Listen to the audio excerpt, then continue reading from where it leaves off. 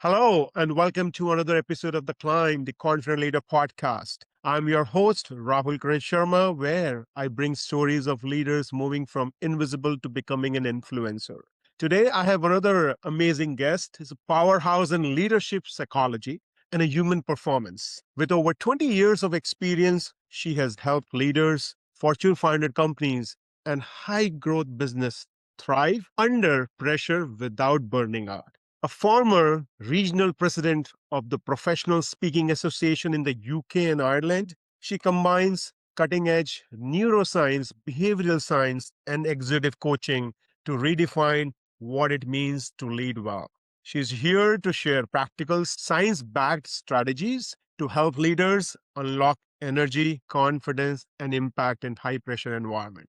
Ladies and gentlemen, put your hands together for one and only Rachael Edmondson-Clarke to our show. Raquel, welcome to our show. How are you doing today? Oh, Raul, thank you so much for having me. I absolutely love what you do with this podcast here, and I wish it was around at the start of my leadership journey. Sadly, I'm so old now. Podcasts did not exist. Thank you. Thank you for sharing your insight. So, share with us. I know you have helped a lot of companies as well as leaders to move away from burnout. Um, I'm more curious to know your own leadership journey, how things happened for you, and what you're doing today, what made it happen. So, enlighten us with your leadership journey, please.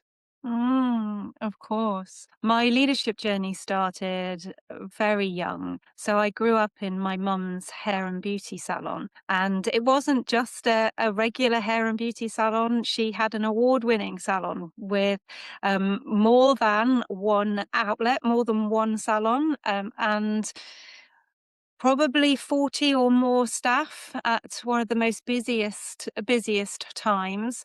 And I worked in that salon from the age of 12 to 21. And as an only child, it was the focus of a lot of our family conversations.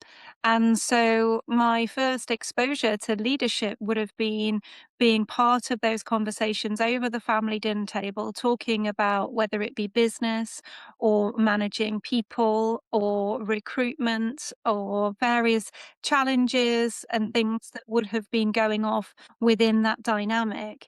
And it actually led me to a place that said, well, I never want to work for myself. This is a lot of hard work. Why would I ever want to do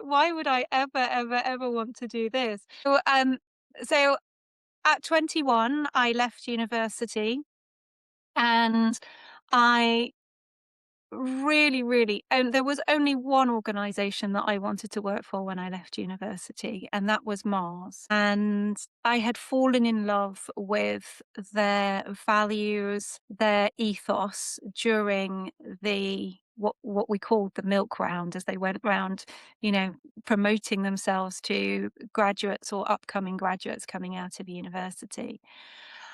I thought it was gonna be really hard to get a job there, but, through the thousands of applicants, I did actually manage to make it to that final round, Mhm. and at the end of that grueling 2-day assessment center, they said to me, "We'd love to offer you a job, Rachel, but it's not the graduate recruitment role that you've applied for.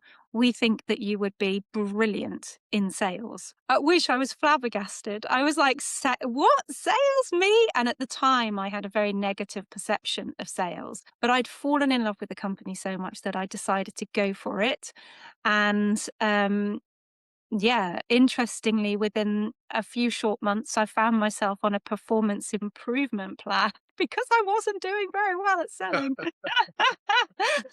But I did, I turned that around, and I think, I think there's probably there is definitely something worthy of note here, and that was, the thing that really helped me turn that around was I asked for the help that I wanted and that I needed in that moment. Mm. I had a brilliant manager, which taught me a lot about good line management at that stage, because during that conversation where he was effectively putting me on a performance improvements plan, he asked me the question, Rachel, what can I do to help you? And I was prepared and ready with an answer for that. I knew what I wanted him to do to help me get better. And the answer to that was very simply, once a week, can you come and spend a day with me where we take it in turns to do sales calls? I learn from you. You give me feedback on my calls, and I get better in that way. And as a result of that, I went from being on that performance improvement plan to becoming the field sales manager for the whole of the UK and Northern Ireland for our food service division, which is Uncle Ben's and Dolmio. So it really worked. And I was very fortunate that I had such a good line manager at that stage. So that was my very kind of early, I suppose, Mm, kind of experience of leadership. I had classically trained in marketing. That was always what I wanted to do. So when a role came to become the brand manager for Whiskers cat food, I took that on board, and that led to several other marketing roles and eventually to becoming head of product strategy in Thornton's, which is another chocolate company within the UK. mhm, And I really by that point I just felt like I'd got to everything that I'd been working hard to get. I'd got the car, I'd got the glass fronted office, I'd got the team, I'd got the strategic influence within the organization. And I can remember vividly the moment that it happened, that I was in that glass fronted office. I was preparing to go into the boardroom. And instead of walking out that door, I found myself lying on the floor. I'd collapsed. I was looking up at the ceiling tiles. I couldn't think. I couldn't breathe. It was a very scary and a very, very, very low, low moment. mhm, That was over 13 years ago now. And yeah, it's been an interesting journey from them, and of course, I was able to get myself up off the floor, but, yeah, there was some things that happened there. mm. Interesting. And we wish not everyone in that situation, specifically in the corporate world or anywhere, because that could be very, very scary, as you mentioned. Um, and we will come back to the story because this is very interesting, and I would want our audience to know what happened and what you did post that. But let us let us talk about the aspect around the performance or high performance. You have been a performer, and from your experience, what is that number one mistake our high performers make that leads to burnout? What has been your take? What has been your experience? That you can't be a sustainable high performer and be on the road to burnout, and I think a lot of high performing individuals. And I put I say I've been sucked into some of these things as well myself in the past. We often put ourselves in high achievement environments where there's other high achievers. I think we can very easily get hooked on the dopamine high of achieving. So whether it's like, I want to just get that project done, or I'm getting that work done, or I'm driving things, off my to-do list, it drives ambition, so it drives success, but it can also, drive us into the ground, which is essentially what had happened to me that day that I found myself on the office floor and staring up at the ceiling tiles. It had been these habits that had left me depleted from working longer and longer hours, that had left me feeling guilty for neglecting the most important relationship in my life, and that had left me disrespecting my body for far too long. And we cannot expect to perform well and to be good leaders if we aren't taking care first and foremost of ourselves. So self care is what Rachel's mentioned as number one mistake for high performance or high performer. So if you are a high performer, think, when was the last time you took care of yourself? When was the last time when you did something for you and not for others? That's would be very, very interesting thought that you will go into.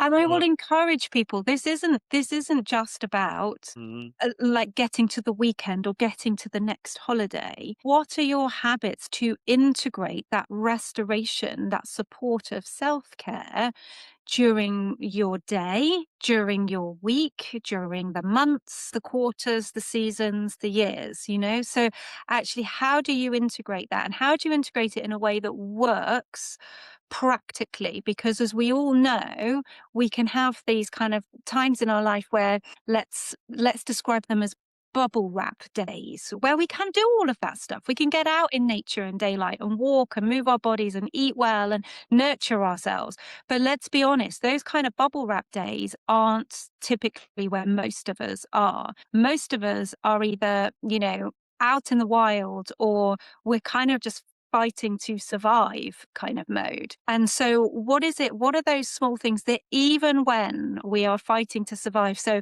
when you've got a critical project deadline, when you're traveling with work, when you've got these demands that are on you, what then become the things that you can still do that enable you to still look after yourself? So, for example, I may not be able to get out and do all the exercise that I would want to do, but I could certainly do squats while I'm brushing my teeth in the morning. mhm, mhm. Simple, small things like that as an example. But how do we integrate it? Wow. Now, when you mentioned about this doing squat while brushing my teeth, it really made me think that how I can start doing some repetition of exercise that I do at gym at home. And I've been thinking that, okay, I need to dress well, I need to go to the basement and I need to do this.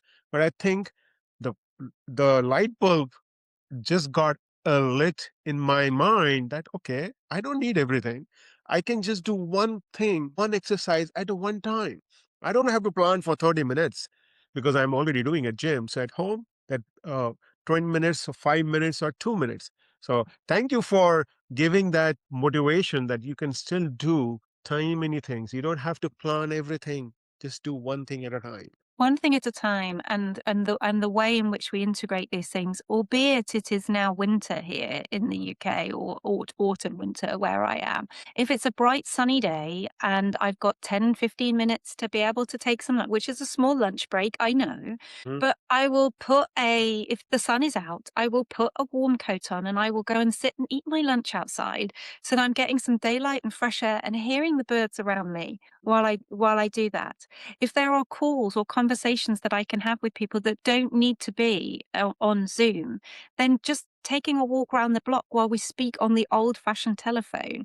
These are just, and everybody's integration is going to look slightly different, but I just encourage people to think about how do they how do they integrate those practices, those habits, even when things are really busy? Because here's the thing to watch out for: when it feels like you can't take that time, mhm, that's when you must. mm. Restoration is not the reward for hard work. It's a critical component of you being able to put in the hard work. I'm just taking notes, Rachel. So many golden nuggets that you have been dropping. You have already dropped so far. Is amazing. And yes, so integrating these good habits on your daily routine is important. Just not thinking about the good habits. And it is also not about just doing once in a blue moon. You really need to make it as a plan. You need to really make it as a part of your life. Otherwise, you will start, but then it will fade away if you do not make it a part of your life. So, thank you, Rachel, for sharing that. Now, I want to go back to that moment when you were on the floor uh, and you were just looking at the ceiling. Tell us what happened and how that event really reshaped your own leadership persona, your own personal capacity to do things differently. Well, in that moment that was incredibly frightening because I couldn't think and I couldn't breathe, the first thing that I did was to start to, think I've got to breathe. I've got to breathe. Just Mhm. focus on that, nothing but the breath and breathing. And I realized, of course, that I'd had a form of a panic attack. And once I was able to get up off the floor, that really was my signal that enough was enough. Mm. I often describe it as a little bit like being slapped around the face with a great big wet fish. I don't know why wet fish, but I just see like this massive fish like going, wake, like almost like this is the wake up call. Mm. This is it. And over the next sort of 48 hours, I had a series of conversations with my then director to say something needed to change. Mhm. And over the course of then the coming months, we reorganized the team, and I effectively took a step down and went back into the team that I had been leading and managing. And there was a whole host of guilt and shame that kind of came along with that. But at the same time, I knew that that was right for me. And it was something that I had to do. And several months after we had reorganized and I was no longer sitting in the glass fronted office, but I was in the open plan office, and we'd recruited somebody new to take on the role that I had once done. And they were now my new line manager. Mhm. I remember getting ready for work one morning. I was in the shower, and it was like there was this whisper on my heart. And it was the first ti I'd been aware of this whisper before, but I'd never really listened to it or tuned into it. And it was this morning that I turned to this whisper and I said, "What are you trying to say to me?" And effectively, it was saying, "You're made for more." And I didn't know what that more was, but I knew that I had made a decision. And when my foot hit the bath mat as I got out of the shower that morning, that decision was that I didn't want a job or even a career, Mm. but that I wanted work that could feel like a life's mission and that I could jump up and be excited about every day. Wow. And that was then my focus was to follow my heart and what lit me up and explore with excitement and possibility as to what kind of work could really be that fulfilling for me. Mm. Wow. And I'm sure that has been a very life-changing moment for you because the kind of work that you have done in last decade, helping entrepreneurs, helping leaders to build their personal capacity, to build them to do more, and that too without burning out is impeccable. And on that note, I wanted to share, or I wanted to get your inputs because in corporate world we used to say that the reward of good work is more work, and it's often we see that there are certain group of people, those high performers, they keep on getting more and more and more, and we as leaders, we ask people to do more. So what, from your angle, what does it truly means to build leadership capacity for people and without burning out?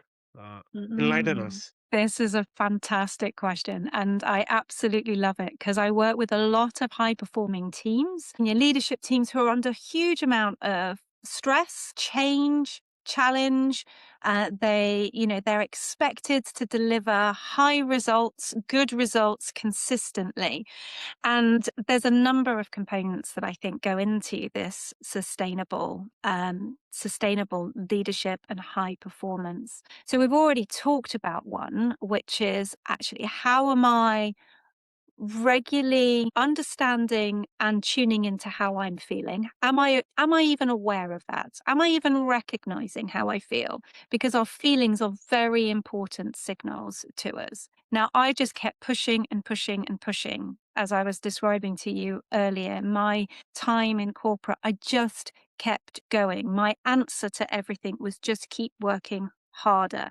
Mm. And actually, it really doesn't work. So there was a couple of things going off for me. One was that I really wasn't recognizing where I was at. So really tuning in and just where are you? And then the two things that were going off for me, one was that I was under restored because I was not looking after my energy. So I wasn't sleeping well, I wasn't eating well, Mhm. and I was, as I said, I neglected the most important relationship in my life. So if we think about these things that mean our own personal ecosystem has the energy, has the mood, and has the bandwidth to deal with this with stress. It's all the stuff that our grandmother taught us that Mhm. we know we had. Have we eaten? Have we slept? Have we had daylight, nature, movement? Have we spent time with people we love and care about and who care about us? Because all of those things help us to restore and top up our energy levels and enable us to perform well. Anybody listening to this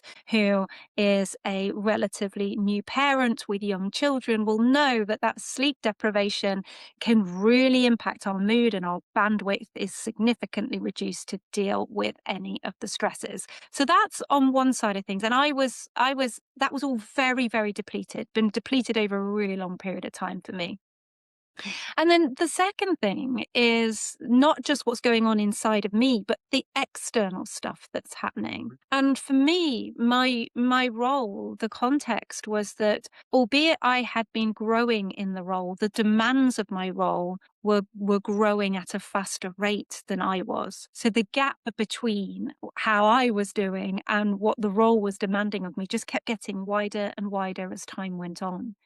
And I never stopped to ask for resolution of that. I just kept throwing myself into it harder and harder and harder. Mm.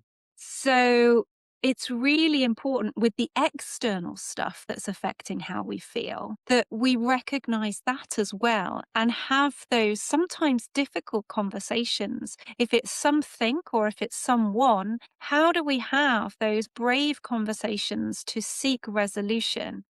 Because honestly, all I had been doing that whole time was reframing with a positive mindset, telling myself that I would get through this. And there's a lot of this about these days, and I'm all for. I am all for that positive reframing, and it can be an exceptionally powerful tool. But that part of our executive brain that is required to do that work, to reframe things constantly, if you are under restored in your own personal ecosystem and you've got stuff from the external environment that's coming at you and you are constantly just trying to regulate that over time, it is clinically proven that is going to lead to disengagement, to burnout, to increased negative bias, to all sorts of mental and physical health problems. So you cannot just put a positive mindset and a positive spin on things without seeking longer term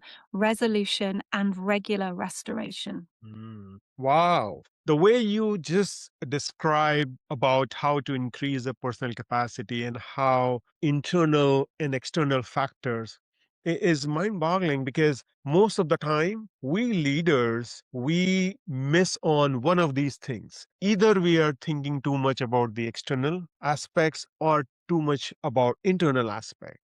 And the other thing which I learned and I liked that what you mentioned, Rachel, was positive spin, positive mindset, positive thoughts are all great things, and we believe. And I'm a positive individual, so I definitely believe in that. But what you mentioned is just not that positivity will bring result. You also need to have that practical aspect about the gaps that are being increasing based on your own personality, your own strengths versus the demand of that job that you are doing. So, thank you for enlightening us with that concept of that internal and external factors. Really, We, really we appreciate it. we know it, don't we? We know that the mind and the body are not two separate things, but Hmm. we are part of the same thing. Sure. And yet I think there can be a danger that we we have perhaps in the past, I think there's been a real movement towards that growth mindset, positive mindset, all of that. And as we said, it is enormously helpful and very beneficial. And I use it constantly and I use it with my clients and it's really helpful. But we must remember our biology as well as our psychology. Mhm. Wow. Biology and psychology. Well said. Before I move to our next question, I wanted to also give listener a sneak peek on if people who are listening to us, if they are excited, if they are very much in line with the thought process that you are sharing, Rachel, what is the best way for them to connect with you and work with you? Thank you so much for asking. So please connect with me either on LinkedIn or visit our website at elevar.co.uk. And that's Elevar spelled Ellevar. I do actually have a free downloadable resource there. It's a very simple tool. It's called the Pause. It's just 5 questions, but they're the kind that can cut through the noise and help you lead from truth. So you can download that for free at elevar.co.uk. All right, and we will include that in our show notes so you will not miss that. And thank you for being so generous by sharing that free download for our listeners. Thank you, Rachel. My pleasure. Now, we are moving to a segment, a rapid fire segment, Rachel, where we ask 5 questions and we would want you to answer them instantly. All right, Okay. you ready? No pressure. No pressure, no pressure. All right. The first one, a quotation that you live by. If you're not growing, you're dying or you're dead. Indoors or outdoors for your ideal leadership retreat? Outdoors. Outdoors. Are you a morning person or a night owl? Morning. What's one leadership skill you wish someone had taught you earlier? How to look after my nervous system. Yep. And finally, if your career were a Netflix series, what would the title of season one be? Oh gosh, that's a good one, isn't it? What would the title be? The break that made me. The break that made me. All right, so ladies and gentlemen, that's what Rachel Edmondson Clark for you. What she mentioned, what she explained is something that she is doing day in day out. If the challenges that we mentioned, if that is something that you are seeing within your leaders, if you are seeing that your people are not performing at their best, my recommendation would be reach out to Rachel.